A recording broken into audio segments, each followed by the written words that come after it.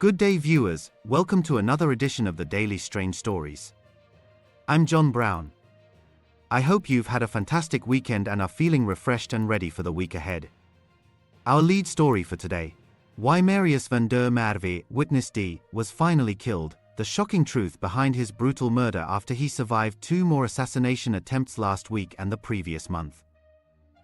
Marius van der Merwe, known to many as Witness D, had been dodging death for months, but his luck ran out on that fateful Friday night just 2 days ago. He survived 2 chilling assassination attempts, one just last week and another the previous month, yet those close calls only delayed the inevitable. The shocking truth behind his brutal murder reveals a web of corruption, hidden dangers, and a desperate fight against powerful forces that wanted him silenced forever. As the owner of a security company battling illegal mining operations, van der Merwe had stepped into the spotlight by testifying at the Madlanga Commission, exposing dark secrets within the Ekurhuleni Metro Police. His words painted a picture of wrongdoing that implicated high-ranking officials, and it seems that testimony sealed his fate, turning him into a marked man who knew too much. In the quiet suburb of Brakpan, where van der Merwe lived with his wife Leanne McLean and their 2 young children, aged 8 and 4, life had become a tense waiting game. He had warned his family that danger was closing in, telling them that no level of security could fully shield him from what was coming. His mother-in-law, Leslie McLean, recalled how he brushed off suggestions to increase his protection, explaining that he had already done what he needed to by sharing his story at the commission. He appeared ready to face whatever came next, but his loved ones were not prepared for the loss that followed. This sense of foreboding stemmed from his role as a key figure in uncovering criminal activities, particularly those tied to illegal mining and police misconduct. The Madlanga Commission, set up to investigate allegations of criminality, political interference, and corruption in the criminal justice system, became the stage for van der Merwe's revelations. On November 14th of this year, he testified under the pseudonym Witness D, describing events from the night of April 15, 2022. That evening, he received a call from Cobus Jansen van Rensburg, the owner of Ghostguard Security, about an operation to raid a house in Sally's village linked to a warehouse robbery in Brakpan. Van der Merwe joined a group that included Jaco Hanekom, Wiandre Pretorius, Constable Juan-Mare Eksteen, Zander Fritz, Metro Police members Kersha-Leigh Stols and Aiden McKenzie, as well as Etienne van der Walt of Titen Security. They located a suspect who admitted involvement and was found with 500,000 rand in cash, which he offered as a bribe to avoid harm. During the interrogation, van der Merwe witnessed methods that escalated quickly. He held the suspect's legs down using a broken table leg to pressure him into revealing where stolen goods were hidden. Later, after stepping out briefly, he saw officers from Brakpan hurrying away, and when he asked if the suspect had provided information, he was told the man would never speak again. Then, Julius Mkhwanazi, who was the deputy chief of the Ekurhuleni Metro Police at the time and dressed in a dark tracksuit, arrived on the scene. After conferring with the Metro officers, Mkhwanazi allegedly instructed the group to dispose of the suspect's body in a mine shaft or dam.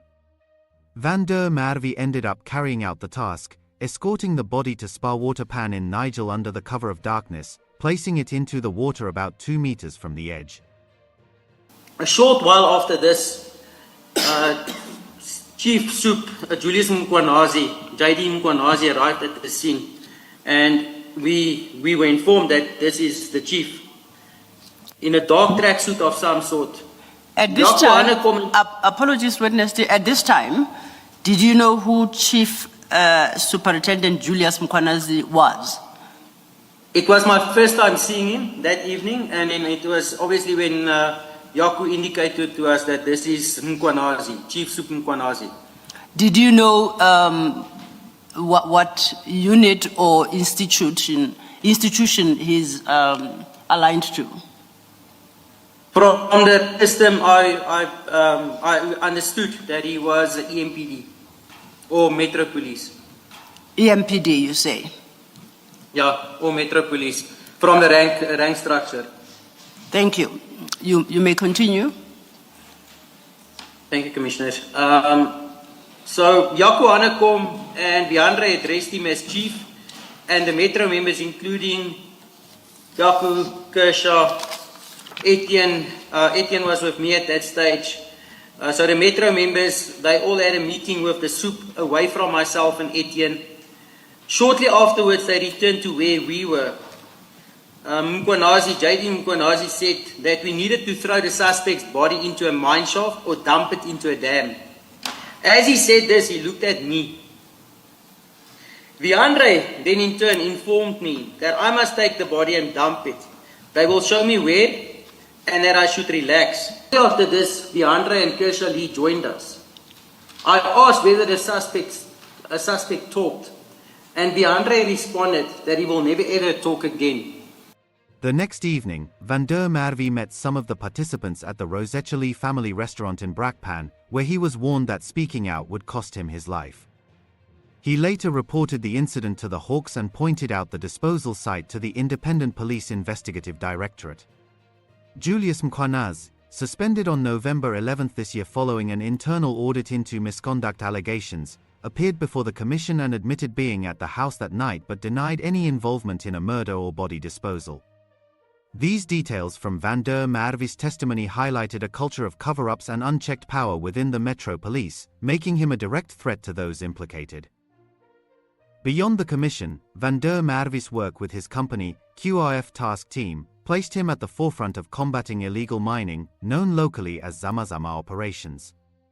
His team specialized in tactical operations, including climbing, rope work, and abseiling to access old mine shafts and force out illegal miners. The company formed part of a national task team involving law enforcement and the military, aimed at disrupting these activities that erode infrastructure and harm communities. Merwe's efforts were particularly focused on areas like Plastic City, a notorious informal settlement in Brakpan near the Royal Oak Golf Course, which was a hub for illegal mining, crime, and pollution. In October this year, authorities demolished thousands of illegal structures there in a major operation, with Merwe's security company providing crucial support. This work made him enemies. The first assassination attempt occurred a few months ago in September near Plastic City. According to a police incident report from case number 11309/2025 at the Brakpan police station, Merwe was on patrol in his grey Volvo S40, using night vision equipment to survey the area in Anzac, Brakpan. Suddenly, a white Mahindra bakkie rammed his vehicle and 4 shots were fired at him. He returned fire, spotting 2 white men inside the bakkie as its passenger door opened. The attackers rammed him again before speeding away. No suspects were arrested and the case remains under investigation. This brush with death underscored the risks he faced from those profiting from illegal mining, who saw his actions as a direct threat to their operations. The second attempt came just last week, about 2 weeks before his murder, again at the same location in the informal settlement where he and his team were working. A bullet intended for him struck a rock and grazed his forehead, leaving him injured but alive. These incidents fueled his determination to go public with more information. In his final days, Merwe reached out to media figures, desperate to expose alleged links between high-ranking politicians and Zama operations.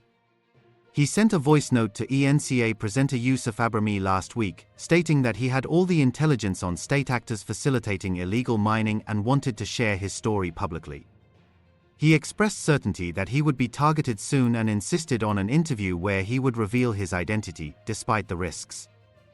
They planned to speak this coming Monday, but that opportunity was cut short. Mr. Abramji, hope you're well and trust you're well, sir. It is Flum.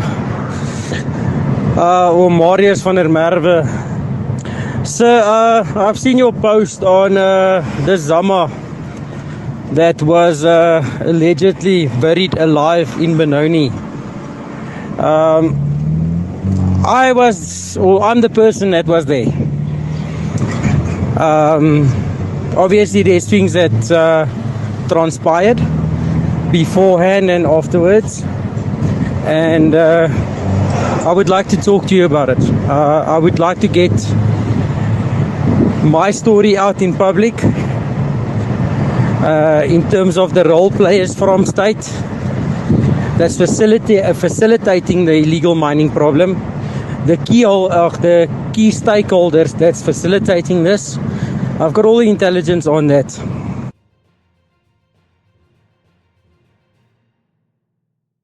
On Friday night, 2 days ago, Wiandre Merwe and his family enjoyed what would be their last dinner together at the Rosetcheli family restaurant, a place he frequented and where staff knew him well. Manager Antonio Marius noted that the family arrived and left at uncertain times, but the restaurant is preserving CCTV footage from that evening for police to check if Wiandre Merwe was followed. Around 8:30 p.m., they arrived home in Brenthurst, about 4 kilometers from the eatery, in their silver Alfa Romeo. As Wiandre Merwe struggled to open the manual gate in the driveway, attackers armed with an AK-47, who had been hiding in nearby bushes, opened fire on the driver's side.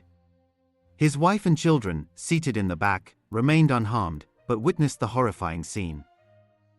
The family inside the house heard a thunderous sound, followed by shouts to get down. Leslie McLean, who was in the kitchen while her husband watched TV in the bedroom, rushed outside after hearing Leanne scream that Marius had been shot. They found him lifeless at the gate, with the 8-year-old child kneeling beside his father's body, crying inconsolably. It took time to move the children away from the scene. The attackers fled in a white Nissan NP 200 Bakkie, taking nothing. No firearm, cell phone, or wallet was removed from Wiandre Merwe, suggesting the motive was purely elimination. Police confirmed the use of an AK-47 in the attack. In the aftermath, the home on the tree-lined street stood quiet, with a small glass vase of flowers in the driveway and a child's plastic scooter in the yard serving as subtle reminders of the tragedy. Leanne, who had been with Wiandre Merwe for 11 years, has barely slept since, often staring into space with tears streaming down her face. She wrote a note expressing her profound loss, noting that she had lost the love of her life, her children had lost their father, and the country had lost a hero. The children, especially, struggled to process what they saw, adding to the family's heartbreak. President Cyril Ramaphosa addressed the murder yesterday after a rally in Soweto, stating that Wiandre Merwe's death would deter other witnesses from coming forward. He emphasized the need for a thorough investigation, leaving no stone unturned to find the perpetrators, and called for elevating the witness protection program to prevent such lawlessness, particularly within the security cluster. He believes the murder directly resulted from Wiandre Merwe's courageous testimony, aimed at undermining the rule of law and the fight against corruption. Coming out with the truth of what has been happening, the rot that has been prevalent in our security cluster, are now, as they tell the truth, getting killed themselves. Because this is going to deter many other witnesses from coming forward. And I've also said that we must now focus on witness protection. The witness protection program must now be taken to a higher level. And I want results out of this investigation as quickly as possible, because we cannot allow this level of lawlessness, particularly the security cluster, to continue. The results of the Madlanga Commission are going to be implemented, because it is through what is being revealed in the Madlanga Commission that we'll be able to get to the bottom of the capture of the police that has been going on for quite a long time. The government plans to redouble efforts to protect whistleblowers and those involved in the commission. Justice Minister Mamologo Gubai revealed that Wiandre Merwe had been offered protection but declined it, believing he did not need it due to owning his own security company. She agreed on the need to review how witnesses testify at the Madlanga Commission to ensure their safety and prevent compromising the work. Furthermore, what I want to say to the nation, and also especially our media colleagues, that we are in agreement that there is a need for us to review how the witnesses are testifying in the Madlanga Commission. Following this incident, and also ensuring that the work is not compromised going forward, we will appeal to the public and to our media colleagues for an understanding, because we do believe that at this point we must recognize, all of us as patriotic South Africans, that public interest information can supersede or be above the right to life. Initially, the Commission had intended to do certain testimonies in camera. They changed this approach due to being threatened with litigation. We want to appeal that the Commission revisit this and revisit the strategy so that there isn't any threat. I say this because we were concerned by the fact that the public and the media were able to identify Mr. van der Merwe as witness D. I didn't know, commissioners didn't know who witness D is. Neither many of those who worked, except those who worked directly to get the statement. And this worries us a lot. And that's why we are saying there is a need to review how this is happening. It concerns us. You know, we say if it was known that it was Mr. van der Merwe, but the fact that within a testimony, his testimony could be linked to him while he was not really identified means that there is a need for us to look at this. I will be addressing issues of witness protection and whistleblower with the work that we are doing later in the statement. But I do want to say after this development, I did interact with Advocate Kumalo, who is responsible for the security of the Commission of Inquiry, the Madlanga Commission as we know it, did indicate to me that Mr. van der Merwe was offered protection, which he declined because he didn't think that he needed it and because he runs his own security company. When asked, Leanne indicated she was unaware of this offer. This decision highlights the challenges in protecting those who expose corruption, especially when they feel self-reliant. Residents and mourners gathered at the home yesterday, placing flowers at the gate and blowing kisses, calling van der Merwe a hero. Local business owner Barney Andrews, who drives through the street daily, remarked on how the commission hearings had become like a dramatic series for many South Africans, but this event made the dangers real, showing the brazenness of those opposing the country's progress. ANC Regional Secretary Jongizizwe Jabathi visited to offer condolences and described van der Merwe's testimony as damning, viewing the assassination as a calculated effort to remove him as a witness and an attack on justice. He noted that the Metro takes the matter seriously, as it questions the credibility of the Metro Police, and cannot rule out links to anti-Zamazama operations, given allegations that officials, including Metro Police, benefit financially from protecting illegal mining interests. DAMP Ian Cameron, chairperson of the Police Portfolio Committee, warned that the lives of government officials, commissioners, lawyers, and MPs involved in the Madlanga Commission and the Parliamentary Ad Hoc Committee on Corruption are now at risk. He stressed that such a murder attacks the integrity of processes relying on courageous individuals coming forward, and if people doubt the state's ability to safeguard them, accountability weakens.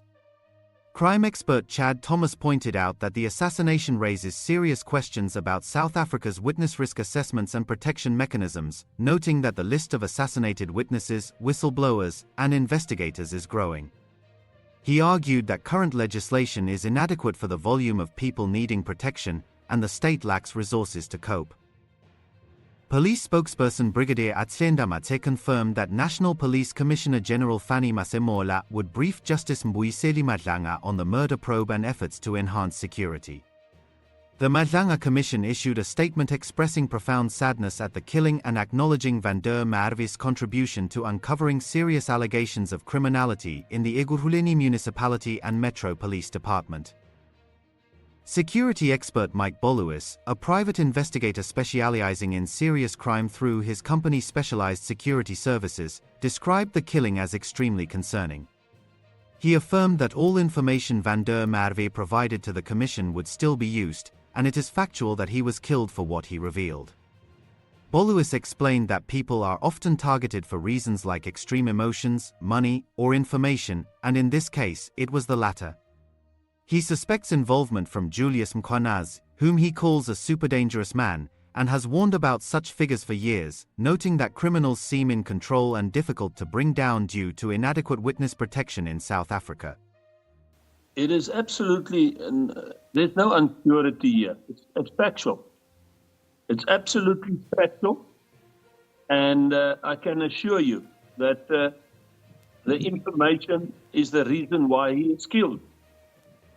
Well, first of all the information already gathered up to this point that was received from Van der Merwe will be used, and our extreme condolences go out to the families and friends, and we're so sorry that this has happened. But this is what happens in a mafioso state. This happens when you have senior policemen, many policemen, extreme businessmen, people in government involved, working together, and become an organized crime gang, racketeering. The criminals is not going to stand back. They're going to fight. People are killed for 3 reasons. 1, extreme emotions. 2, money. 3, information. If you have any information that is detrimental or to the harm of an organized crime group, he will be killed. And South Africa easily lends itself where criminals can commit the crime and can get away with it. And they will. I mean, they used an AK-47 here, they shot him properly, and they killed him thoroughly to make sure that he cannot further testify. And whilst listening to his testimony, this is not thumb suck. You can clearly, when we take testimonies in, we clearly look at body language, how you bring it across. It's profiling. It's called profiling.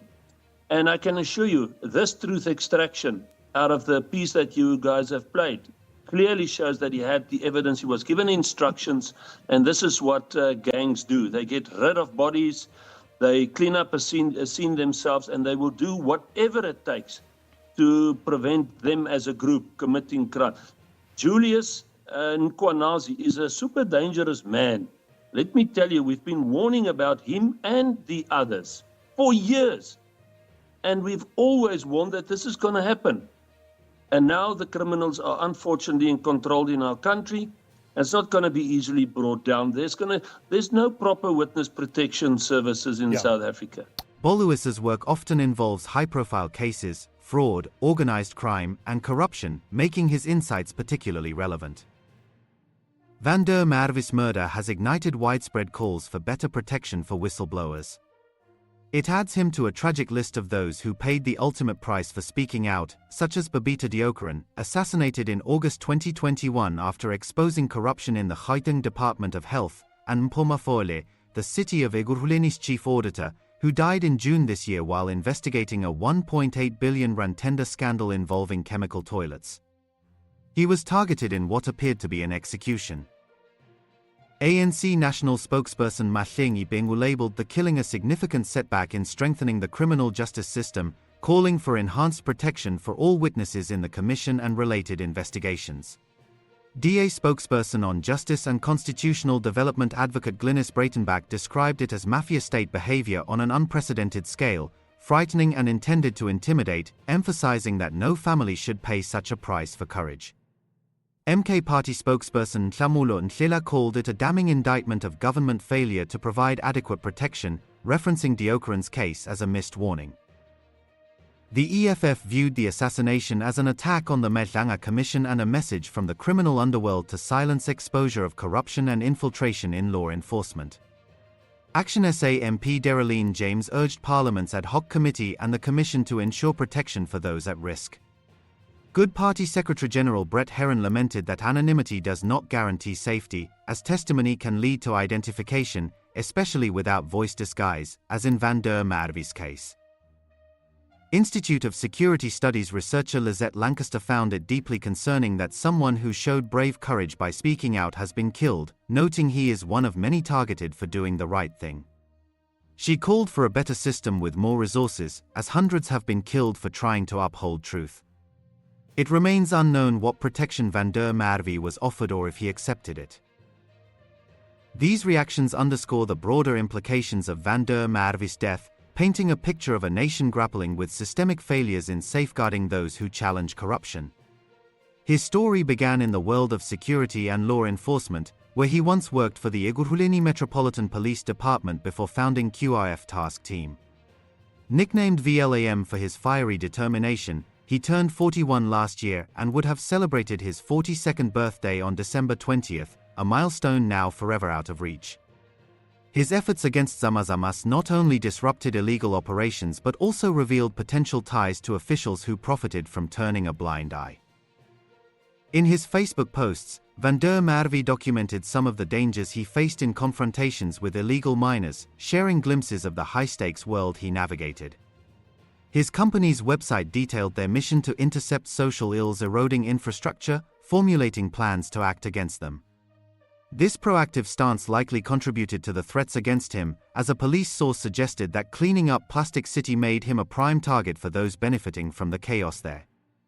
The demolition in October marked a turning point, but it also escalated tensions, leading to the attempts on his life. The September attempt, detailed in the police report, showed a coordinated attack, the Mahindra Bakkie approaching at speed, the ramming, the gunfire, and Vander Merwe's quick response in firing back. The fact that the attackers were two white men added a layer of mystery, as no arrests followed, leaving questions about who orchestrated it. The more recent attempt last week, where a bullet grazed his forehead after hitting a rock, occurred during ongoing work in the same volatile area, reinforcing that his anti-mining activities were drawing persistent danger. Vander Merwe's outreach to Yusuf Abrami revealed his urgency to go public. In the voice note, he claimed to be the person involved in a recent incident where a private security company shut an illegal mineshaft near a racecourse in Benoni, and reports emerged of Zamazamas trapped, with one body brought to the surface. He clarified that the body was of someone buried alive, and he wanted to discuss events before and after, sharing intelligence on state actors enabling illegal mining. Abrami, unfamiliar with Vander Merwe initially, received the message via Facebook Messenger and discussed an interview, but delayed it due to the ongoing commission. Vander Merwe's insistence on showing his face and speaking freely stemmed from his belief that he would be targeted imminently, wanting his full story out before it was too late. This determination ties back to his testimony, where he described how the operation shifted once the suspect mentioned the cache. The two unknown members from Brakpan police station and Wiandre Pretorius took the man to another room, closing the door. Vander Merwe noted that the focus changed from recovering stolen goods to something more sinister, degenerating into a robbery. He saw a plastic bag placed over the suspect's head, the last time he saw the man alive.